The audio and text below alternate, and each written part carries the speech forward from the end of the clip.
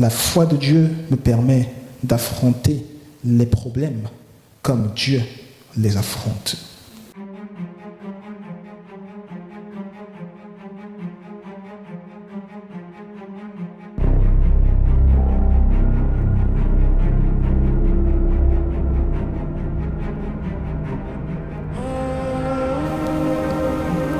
Oui, mon bien-aimé, mon frère, ma soeur, Dieu s'est retrouvé face à des problèmes. Et Dieu en a eu beaucoup. Dieu a eu beaucoup de problèmes. Parce que quand Dieu a choisi de se créer une famille, de se créer une création, Dieu avait peut-être déjà des problèmes quand il était seul. Mais au moment où il a choisi de créer quelque chose, Dieu a eu lui-même aussi des problèmes. Et c'est pour cela qu'il s'est même repenti d'avoir créé des choses. En fait, Dieu a choisi, il avait peut-être des difficultés déjà quand il était seul, mais il a choisi d'aller vers d'autres difficultés. Et il a choisi de se dire, je vais peut-être me rendre la tâche ou changer de difficulté en créant d'autres situations, en créant d'autres créatures, en faisant ce que moi je n'avais pas fait encore, ce que je n'avais pas vu être fait, puisque je suis créateur à créer, je n'avais jamais vu être créé quelque chose, je vais faire déjà ce que je n'ai jamais vu être fait, et je vais créer, je vais emmener à la vie quelque chose. Et lorsqu'il a emmené à la vie, donc différents êtres qui ont été emmenés à la vie, dans la création pré-adamique, Dieu s'est retrouvé en face d'autres problèmes, que l'on voit et l'on voit comment est-ce que Dieu a réagi face à ces problèmes-là, dans Jérémie chapitre 4, les versets 22 à 29. Tellement mon peuple est fou, il ne me connaît pas. Ce sont des enfants insensés dépourvus d'intelligence. Ils sont habiles pour faire le mal, mais ils ne savent pas faire le bien. Je regarde la terre et voici, elle est informe et vide. Et les cieux et leur lumière a disparu. Je regarde les montagnes et voici, elles sont ébranlées. Et toutes les collines chancellent. Je regarde et voici, il n'y a point d'homme. Et tous les oiseaux des cieux ont pris la fuite. Je regarde et voici, le Carmel est en désert. Et toutes ces villes sont détruites devant l'Éternel, devant son ardente colère. Car ainsi parle l'Éternel, tout le pays sera dévasté, mais je ne ferai pas une entière destruction. À cause de cela, le pays est en deuil et les cieux en haut sont obscurcis. Car je l'ai dit, je l'ai résolu. Et je ne m'en repens pas, je ne me rétracterai pas. Au bruit des cavaliers et des archers, toutes les villes sont en fuite. On entre dans les bois, on monte sur les rochers. Toutes les villes sont abandonnées, il n'y a plus d'habitants. Amen. Gloire à Jésus-Christ. Donc Dieu se retrouve face à une situation où il considère que sa création est folle. En fait, les gars, il les traite de stupides, dépourvus d'intelligence. Ça veut dire que pour Dieu, c'est même pas une insulte. Pour Dieu, Dieu a l'habitude de dire au sujet des gens qu'il considère inutiles. Dans cette situation, il dit, vous êtes stupides, vous êtes dépourvus d'intelligence. Autrement dit, personne n'a le cœur d'aller chercher Dieu. Personne ne prend la décision, n'a la volonté d'aller me chercher moi-même, d'aller chercher le Créateur. Donc personne n'a le regard tourné vers le Créateur. Parce que si tu avais le regard tourné vers le Créateur, ça voudrait dire que tu avais la foi, que tu as la foi de Dieu. Parce que la foi de Dieu, c'est avoir confiance en Dieu. Donc si tu as le regard tourné vers le Créateur, c'est que tu as la foi de Dieu. Mais pour ces gens-là, il dit, vous n'avez pas le regard tourné vers le Créateur. Et bien au contraire, vous êtes seulement habiles pour faire le mal, vous ne savez pas faire le bien. Donc vous n'avez pas en vous la chose qui vous fait agir comme le Créateur. Pourtant, je l'ai placé en vous, je pensais l'avoir placé en vous, et je suis sûr que ça n'a pas échoué lorsque je l'ai fait. Je n'ai pas échoué du moins, mais peut-être qu'au moment où je l'ai fait, si moi je n'ai pas échoué, la chose semble avoir échoué parce que vous ne créez pas comme moi je crée. Si vous avez été créé comme moi je suis, si vous avez été créé avec ma substance qui fait que je sois Dieu, la substance qui fait que Dieu soit Dieu, c'est la foi. Parce que c'est cette substance qui emmène Dieu à créer. Alors normalement, vous serez capable de créer, donc de faire le bien. Mais vous êtes plutôt là en train de détruire, vous faites le mal. Ainsi, je vais faire exactement ce que vous faites. Je vais traiter, la Bible dit, répond à l'insensé en étant insensé. Je vais vous traiter exactement comme vous êtes. Vous êtes fou, je vais me comporter comme un fou. Je vais ravager tout ce qui vous concerne. Et ainsi, Jérémie se retrouve donc au moment où Dieu ravage la terre. Jérémie se retrouve au moment où il y a le chaos sur la surface de la terre. Le chaos et le vide. Jérémie regarde, il voit le ciel, il dit, mais la lumière a disparu. Il n'y a plus rien, je ne vois plus de lumière. Pourtant, Dieu est lumière. Ça veut dire que là où je suis, il n'y a pas Dieu. Dieu est censé être lumière. Là où Jérémie se trouve, il dit non, il n'y a pas Dieu ici. Donc Dieu s'est retiré. Dieu a dit, je détruis. Et puisque je ne suis pas, puisque moi, ce qui m'anime, ce qui fait que je sois Dieu, c'est la foi, ce n'est pas la destruction. Ça veut dire que là où je détruis, on ne doit pas me trouver. Donc, et moi, je réside dans la lumière. Je suis lumière, je réside dans la lumière. Donc, on ne peut pas me trouver à cet endroit. Donc, Dieu s'est retiré. Donc, Jérémie voit qu'il n'y a pas de lumière. Il dit, c'est pas possible. Où est-ce que je suis? Il n'y a pas de Dieu. Jérémie dit, je regarde les montagnes. Les montagnes, je constate qu'elles sont en train de trembler. Les collines sont secouées. Il regarde, il recherche le Carmel. Il voit que tout a été détruit. Et qu'il n'y a plus de région fertile. Tout est détruit. Dieu a décidé de réagir face à ce problème-là qu'il avait rencontré, il décide de réagir en disant maintenant on va repartir à l'origine et on va tout rebâtir d'une manière différente. Pour rebâtir d'une manière différente, il faut d'abord que je détruise. Ça ne prend pas longtemps. Détruire, ça ne prend pas longtemps, ça prend beaucoup moins de temps dans cet immeuble. Cet immeuble a mis longtemps à être construit, peut-être des années, mais pour le détruire, il faudra peut-être simplement une journée pour le détruire. Et Dieu dit maintenant je vais le faire rapidement comme un insensé parce que vous êtes apte à détruire rapidement, et après avoir détruit, je vais faire quelque chose d'autre, c'est que je vais reconstruire.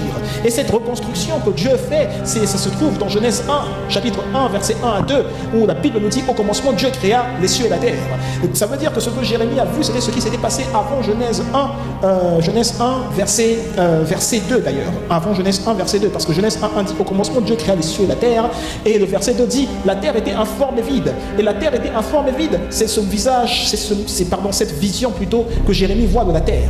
Donc au moment où Dieu a créé la terre avec une création pré-adamique, Dieu s'est retrouvé face à un problème, Dieu s'est retrouvé face à des problèmes, et Dieu a dit pour traiter ces problèmes, je vois que c'est impossible, la foi que j'ai mise en vous, elle ne semble pas avoir marché, vous semblez l'avoir rejetée, alors je vais recommencer maintenant cette expérience en mettant une nouvelle foi, une nouvelle fraîcheur qui va vous animer maintenant du contact de l'esprit, qui va vous animer du contact de qui je suis, qui va vous animer de ma personne et de ma personnalité. Oh, aujourd'hui je prie que tu sois animé du contact de l'esprit de Dieu à l'intérieur de toi, et je prie que cela change et influe, impacte tous les domaines de ta vie dans le nom de Jésus-Christ.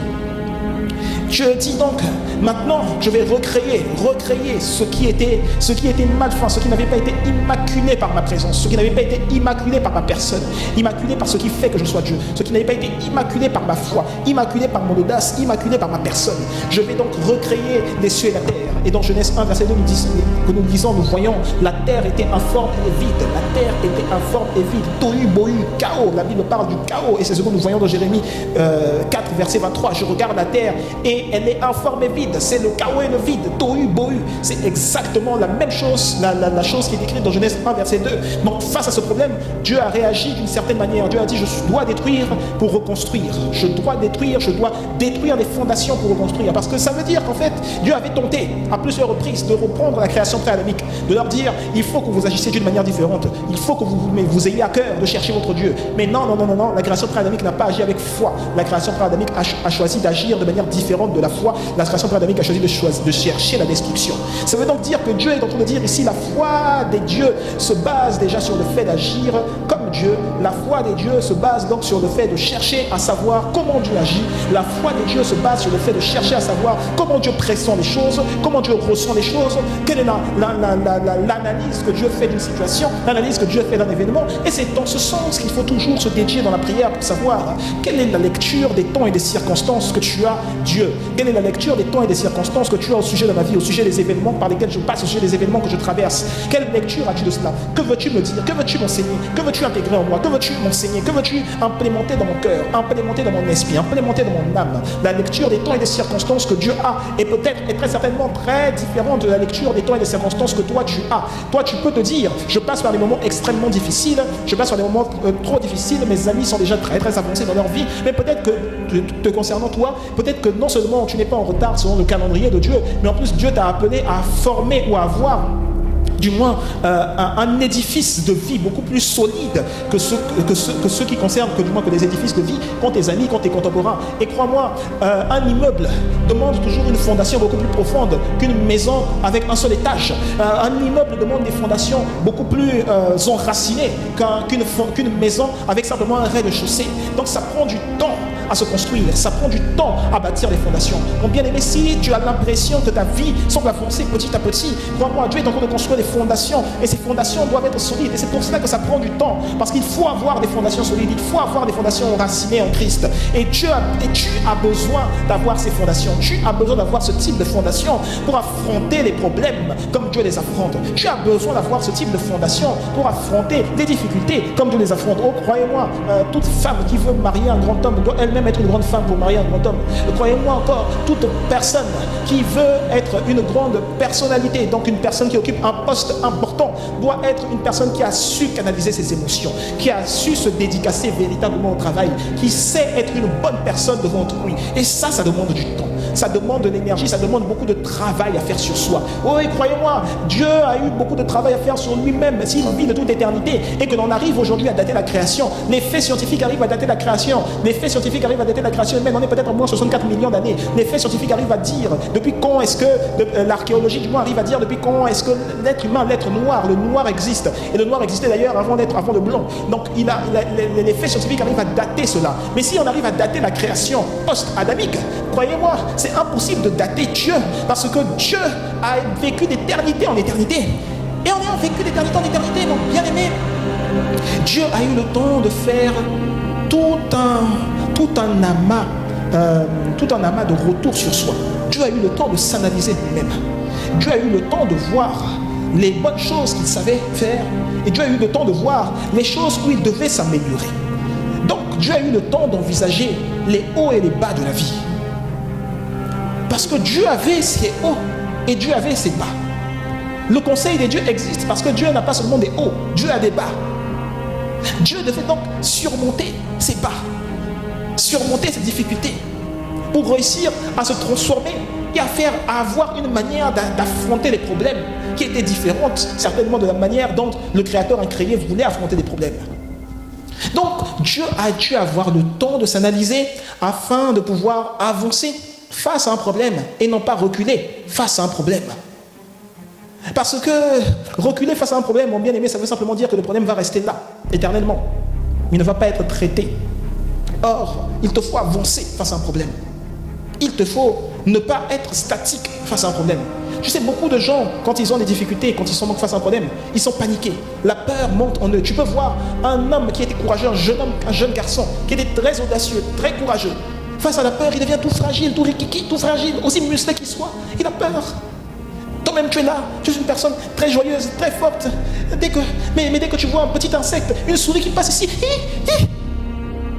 tu deviens toute fragile. Et pourtant tu es joyeuse, et pourtant tu es forte. Et pourtant quand on te voit, tu sais, tu peux compter sur moi.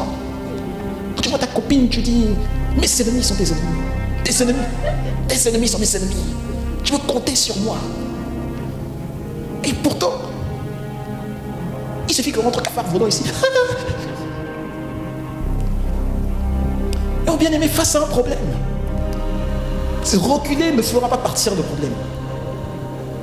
Il faut affronter le problème. Et Dieu a pris du temps à se connaître lui-même pour réussir à savoir comment se positionner face au problème. Ça veut dire que Dieu veut que tu surpasses tes limites. Dieu veut que tu apprennes à affronter les problèmes exactement comme lui les affronte. Dieu veut que tu prennes exemple sur lui, que tu apprennes à le chercher et que tu prennes exemple sur lui. Il y avait des ténèbres à la surface de l'abîme. Et à un moment, l'esprit, non seulement il y avait des ténèbres, à un moment, l'esprit de Dieu a commencé à se mouvoir au-dessus des eaux. Dans la vision de Jérémie, on voyait comment est-ce que Dieu avait opéré la phase de destruction. L'esprit de Dieu ne se mouvait pas. Mais à un moment, l'esprit de Dieu a commencé à se mouvoir au-dessus des eaux. Il a vu ce qu'il y avait, il a analysé ce qu'il y avait à faire. Et Dieu a dit que la lumière soit. Et la lumière fut. Et je vous ai dit en hébreu, on est en train de dire à ce moment que les ténèbres combattaient la lumière. Les ténèbres disaient non, nous ne voulons pas la lumière. Les ténèbres disaient non, nous ne voulons pas de Dieu. Tu parles, la foi crée, quel que soit le problème. La foi crée quel que soit le niveau d'adversité. Agir comme Dieu, c'est cela. Je connais mes forces, je connais mes faiblesses. Le niveau d'adversité peut être grand, il est peut-être fort, mais je vais créer malgré le problème. Je vais créer malgré les difficultés. Je vais créer malgré que tout s'oppose à moi.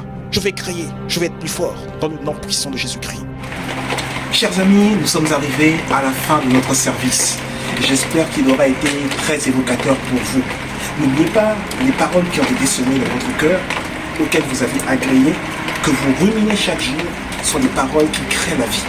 La parole de Dieu crée la vie et vous avez le pouvoir de créer la vie au travers de vos paroles. Et vous avez le pouvoir également de créer la vie au travers de vos actions. Parce que Dieu n'a pas fait que parler, Dieu a agi. C'est pour ça que le Saint-Esprit se mouvait au-dessus des eaux dans le livre de Genèse. C'est pour ça que le Christ est venu sur terre et qu'il agissait dans les évangiles. Et c'est pour ça que le Christ est venu sur terre et qu'il agit encore. Donc, mon bien-aimé, mon frère et ma soeur, j'aimerais que non seulement tu parles, mais j'aimerais que tu agisses surtout. Que tu ne te limites pas simplement à dire des choses, mais que tu les appliques au quotidien. Celui qui ne fait que parler n'avance pas. Mais celui qui agit avance. Ce sont des actions dont on a besoin, plus que d'autres choses. Et parmi ces actions dont on a besoin ici à l'église, pour recevoir cette parole, tu utilises un moyen qui demande de l'argent. Nous dépensons un certain nombre de sous pour que ce message te parvienne. Crois-moi, si tu veux être partenaire, si tu veux être une personne qui fait partie de ceux qui se battent pour que le royaume de Dieu avance, la place est grandement ouverte. Mon cher ami, je t'offre l'occasion, l'opportunité de semer dans cet évangile qui t'a touché, qui t'a marqué, et pour lequel tu vas obtenir les choses que tu as demandées, et pour lequel tu as déjà obtenu tout ce que tu as demandé. Envoie ton don au travers du lien PayPal ou au travers de la chaîne, du compte PayPal du moins de l'église PEM qui est affiché en dessous de cette vidéo, qui est visible en commentaire. Envoie ton offrande en passant par le compte bancaire de l'église et crois-moi, à partir du moment où tu testes le Dieu de l'église PEM, le Seigneur ne manquera pas de te faire énormément de bien. Nous serons ici chaque semaine pour nos différentes réunions, mais sache que pour que les réunions se tiennent et pour que les réunions parviennent à toi, il faut une participation. Et c'est cela, être membre d'une famille, c'est participer aux différentes tâches. Et ceci est la tâche que Dieu t'a conférée, ceci est la tâche que Dieu t'a donnée, une offrande monétaire de ta part pour que le royaume de Dieu avance et pour que l'on sache que l'évangile n'est pas mort, que Dieu n'est pas mort, que Jésus n'est pas mort et qu'il vit en toi. Tu es béni, à très très vite.